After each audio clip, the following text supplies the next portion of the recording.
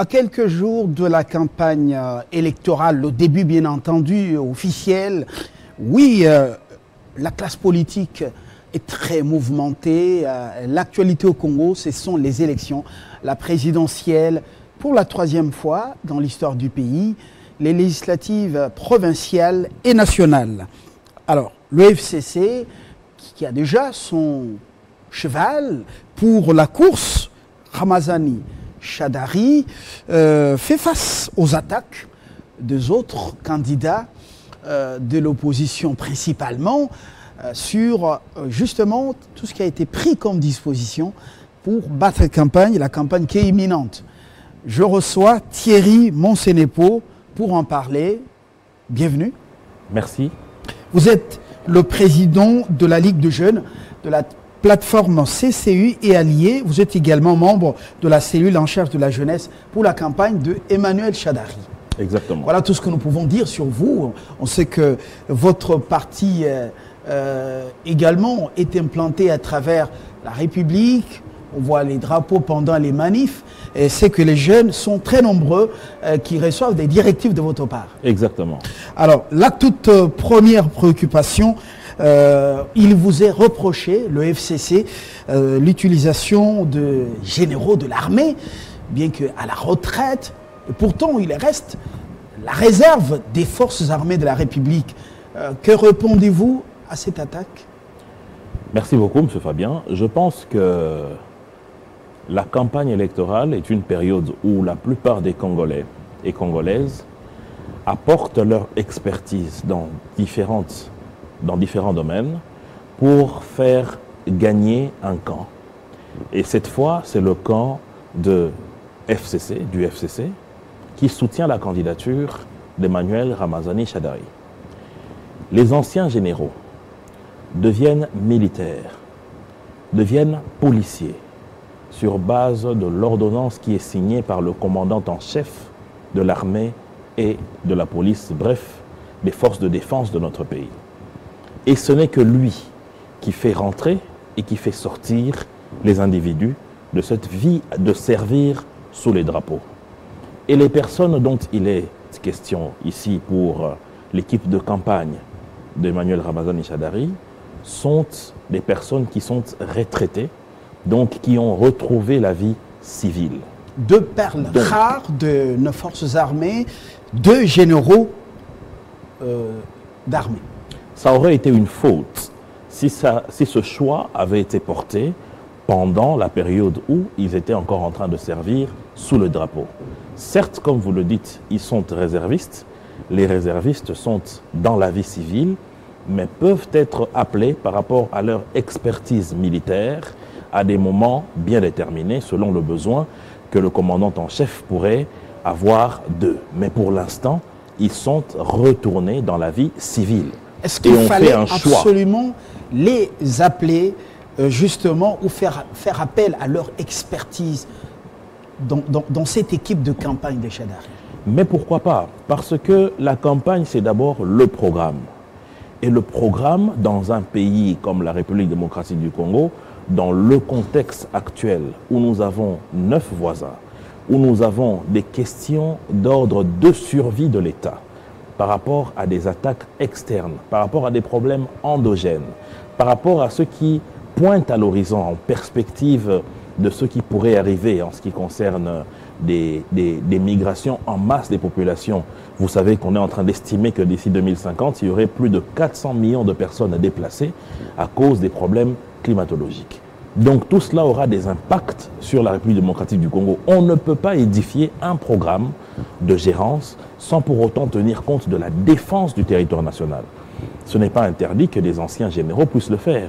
Aux États-Unis, par exemple, ceux qui ont tenu la guerre en Irak, ceux qui ont accompagné les gouvernements pour lutter contre le terrorisme qui était né avec Ben Laden, mais ce sont des anciens généraux qui ont conseillé les présidents des États-Unis. Donc, ce n'est pas non plus interdit qu'il y ait des anciens généraux qui conseillent à un candidat pour qu'il puisse mettre des avis précis dans son programme de gouvernance. Le président de la République, Joseph Kabila, a fait appel justement à ces 2 généraux de l'armée pour leur expertise D'abord, l'un qui était chef d'état-major général devient son conseiller militaire et l'autre le chargé des missions militaires. Est-ce que ce n'est pas suffisant? Est-ce qu'il fallait qu'il porte des couleurs politiques? Je suis là je reste dans les reproches ou les attaques qui sont dirigées contre vous par vos adversaires politiques. Mais la loi n'interdit pas qu'un conseiller du chef de l'État puisse avoir une appartenance politique. La loi ne l'interdit pas. Et en plus, le règlement d'ordre intérieur de la présidence de la République, qui est le cabinet du chef de l'État, qui est tenu par le directeur de cabinet, n'a pas émis des préoccupations par rapport au fait que ces personnalités ont été contactées par le candidat pour qu'ils puissent apporter leur expertise dans le travail qu'il est en train de faire pour présenter au peuple congolais un programme qui pourrait demain, en ce qui concerne la défense, donner une idée sur ce que nous souhaitons pour que notre pays soit défendu. Donc il n'y a aucun problème que ces personnalités qui sont aujourd'hui conseillers du chef de l'État soient aussi dans l'équipe de campagne de notre candidat Emmanuel Ramazani Shadary, d'autant plus que, d'une part, leur travail au sein du cabinet du chef de l'État n'est pas perturbé, le règlement d'ordre intérieur ne l'interdit pas, la loi de ce pays n'interdit pas, donc c'est tout à fait normal qu'ils se retrouvent là. Alors ils peuvent porter des couleurs politiques en quittant un peu la stratégie militaire de leur pays, même si maintenant ils doivent les concocter dans l'ombre. Mais feu John McCain était un ancien général de l'armée américaine. C'était ce qu'on appelait des vétérans de la guerre du Vietnam. Mais il a été jusqu'à porter les couleurs du Parti républicain comme candidat face à Barack Obama. Donc comprenez par rapport à cela qu'il n'y a pas d'interdiction pour celui qui retourne dans la vie civile de pouvoir servir une cause. Et surtout que je ne veux pas ici faire l'apologie ou faire une explication de ce que nous sommes, mais la cause, elle est bonne. C'est une cause de défense du Congo et de continuité de développement de notre pays. Alors, votre plateforme est intitulée « Front commun pour le Congo ». Exactement. Des généraux, oui, 2 généraux de l'armée, dont cette équipe de campagne, ils ont joué un rôle capital pendant qu'ils étaient actifs au sein des forces armées. Peut-on dire que la patrie est en danger? Quel est le message que vous renvoyez? Le message du FCC à l'ensemble de l'opinion politique congolaise et même extérieure. Pour comprendre cela, M. Fabien, il faut d'abord partir du fait de l'idée qui a germé dans l'esprit du chef de l'État pour la création du FCC. Nous étions majorité présidentielle avec les rencontres politiques qu'il y a eu en 2016, notamment avec le dialogue qui s'est tenu à la Cité de l'Union africaine sur la possibilité de trouver un consensus sur le processus électoral. Ensuite, avec les discussions directes, il y a eu un genre de brassage qui a permis à ce que nous puissions travailler ensemble au sein du gouvernement avec les membres de l'opposition qui ont accepté de signer l'arrangement particulier. Vous avez avalé l'opposition qui a rejoint le gouvernement et les institutions. Voilà. C'est justement au fait de ce travail en commun au sein du gouvernement que le chef de l'État a compris qu'au-delà de l'idéologie politique qui sépare les Congolais pour que d'autres soient dans la majorité et d'autres dans l'opposition, certains autres encore dans la société civile, il y a un amour partagé du Congo. Et d'autre part, il y a réellement aujourd'hui de manière prouvée des plans qui veulent la balkanisation de ce pays. Ça, c'est depuis 1960. Ce n'est pas à un journaliste érudit comme vous que je vais vous le rappeler. Mais aussi des attaques de chaque jour par rapport à l'existence même de notre nation. Tout cela a poussé à ce que le chef de l'État puisse dire que tous ceux qui ont cet amour épris du Congo viennent qu'on se mette ensemble. Chacun garde son identité. Nous restons majorité présidentielle, mais nous apportons ce que nous sommes au sein du FCC. Les amis du Rassemblement de l'IMT ont fait de même, les autres de G18 ont fait de même, les signataires de l'accord de la Cité de l'Union ont fait de même, et ainsi de suite, pour la défense du Congo. Et le fait aujourd'hui, pour que nous puissions soutenir notre candidat Emmanuel Ramazani Shadary, comme cela est écrit dans les chartes du FCC, il fallait faire appel à tous ceux qui peuvent apporter leurs briques dans la construction. Et ce n'est pas interdit que parmi ces personnes, qu'on puisse faire appel à des anciens généraux qui ont l'expertise sur la défense de notre pays, la défense sur le plan tactique et militaire.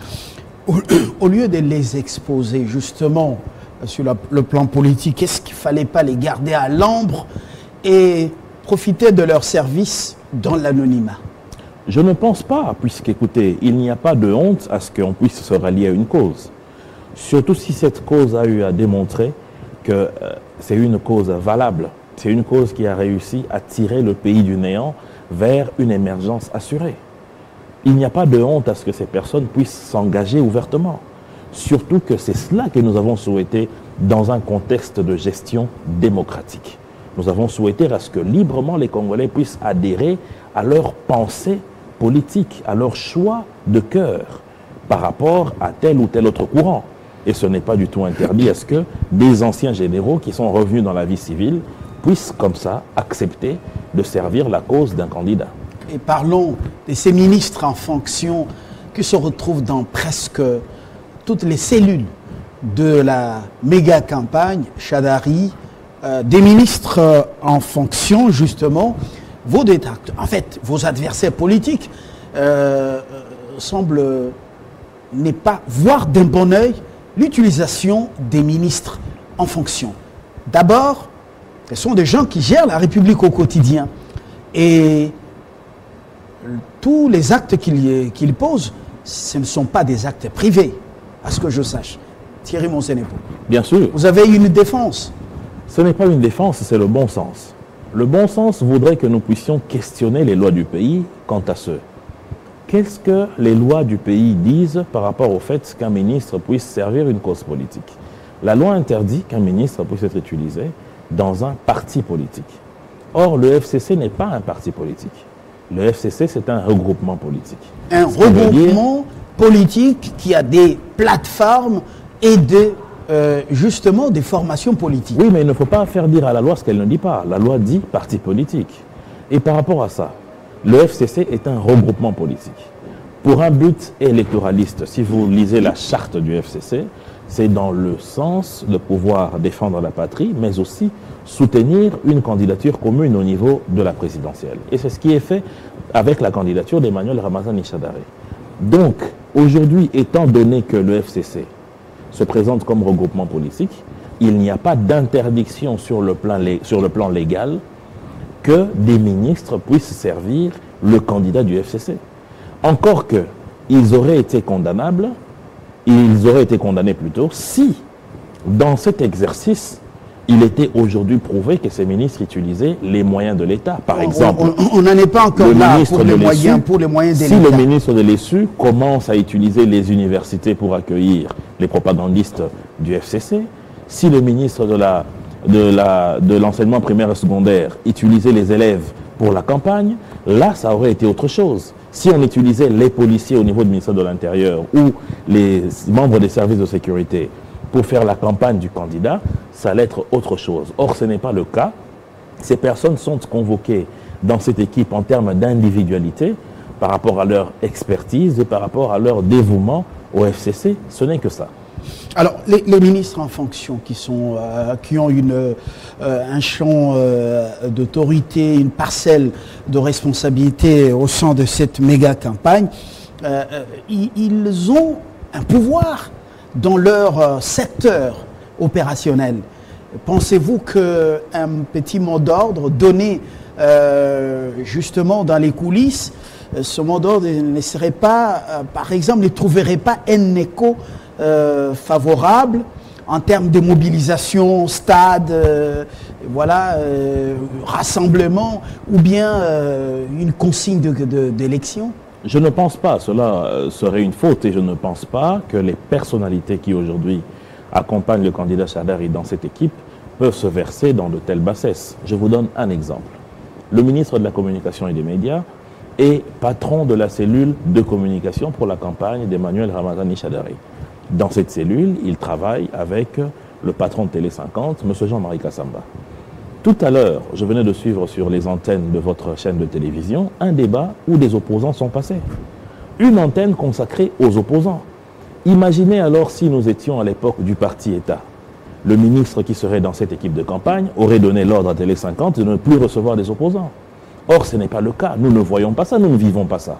La communication telle qu'elle est perçue dans la cellule concerne la communication dans le sens grec du terme, c'est-à-dire apporter vers les individus les paroles, les messages qui concernent notre candidat.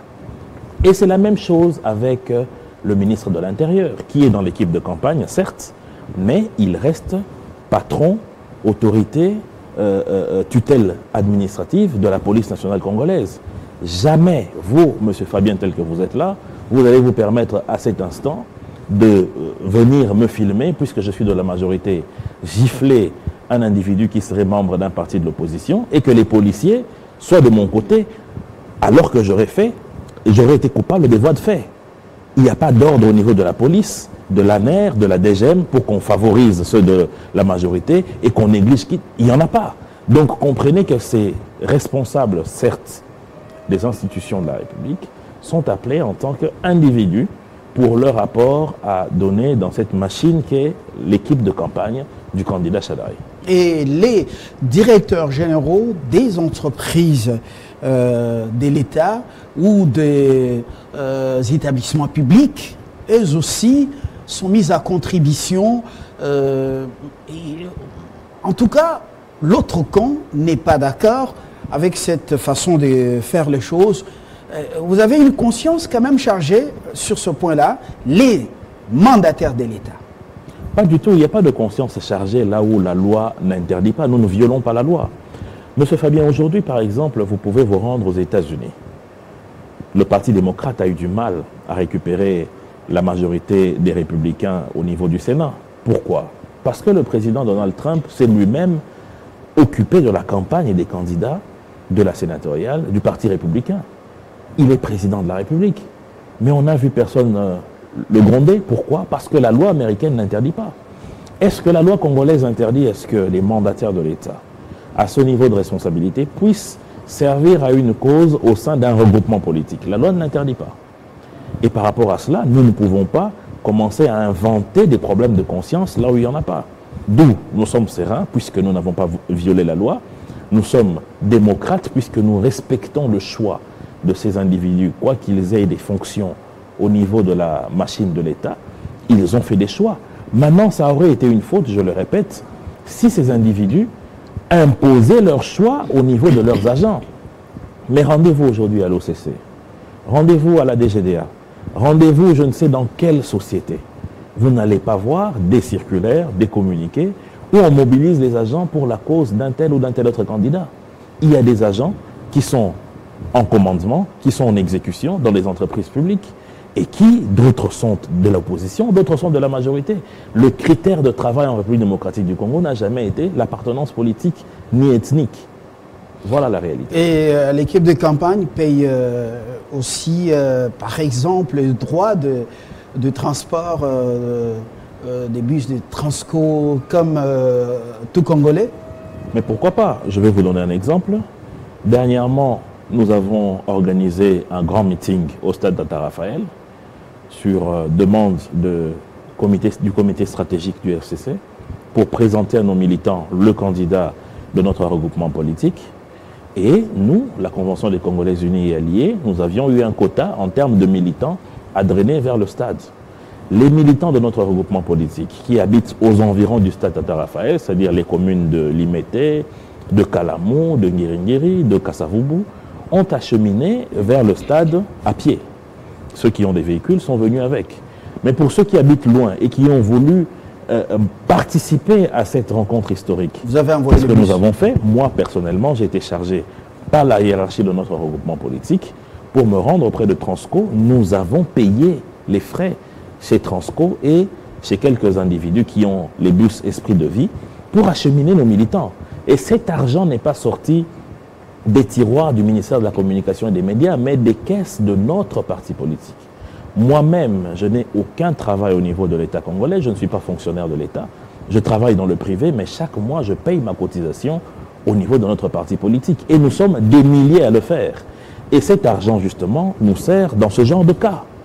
Voilà un exemple palpable qui prouve que nous ne ponctionnons pas Nous n'utilisons pas les moyens de l'État pour que nous puissions arriver à nos fins politiques. Et le DG de Transco n'a pas influé quelque part, ou n'a pas donné mot d'ordre quelque part pour la mobilisation des bus. Mais quand vous regardez la chaîne de commandement au niveau de Transco, jusqu'à ce que vous puissiez prendre un bus en location, le directeur général est très loin. Il est très loin au-dessus. On ne le rencontre même pas. Vous venez, on vous donne la grille tarifaire, vous expliquez votre itinérance, vous expliquez le timing et on vous fait un forfait de prix par rapport à cela. Les gouverneurs, tous les gouverneurs, si je me trompe, vous allez hors des corrections, les gouverneurs de toutes les 26 provinces. Alors, tous sont dans la méga équipe de campagne Chadari.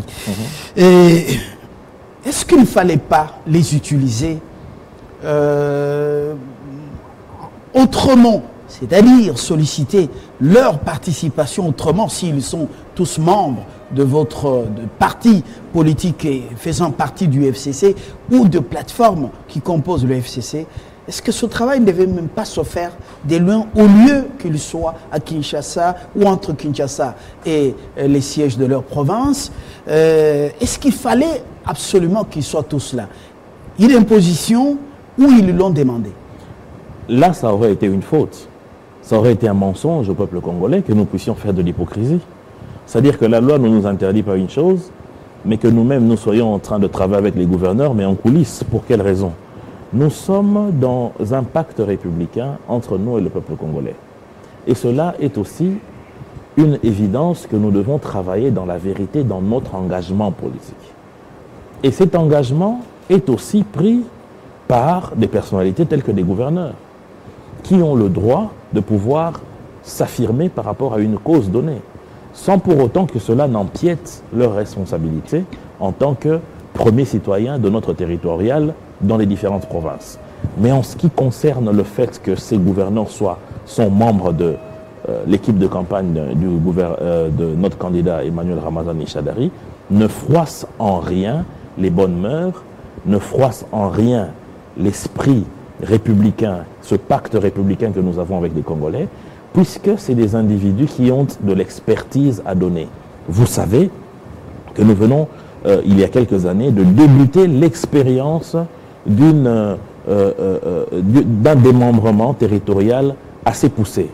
Il est donc important que dans le programme de notre candidat, qu'il y ait des indices de l'importance de cette démarche et aussi de ce qui peut être prévu pour améliorer cette décentralisation. Vous n'avez pas d'experts au sein de vos formations politiques, oui, majorité FCC, les experts en matière plutôt dans la territoriale, des experts rompus comme le feu Koyagialo et tant d'autres. Mais bien sûr qu'il y en a, mais oui, ça n'empêche pas. Pourquoi vous avez voulu absolument avoir tous ces gouverneurs autour de vous? Mais où est le mal s'il faut avoir davantage d'experts, davantage des personnes qui maîtrisent des secteurs pour donner un meilleur résultat aux Congolais? Quand ils viennent à Kinshasa, alors les fonds qu'ils utilisent, billets d'avion, le séjour, l'hôtel, ainsi de suite, c'est de l'argent qui vient de leur poche privée?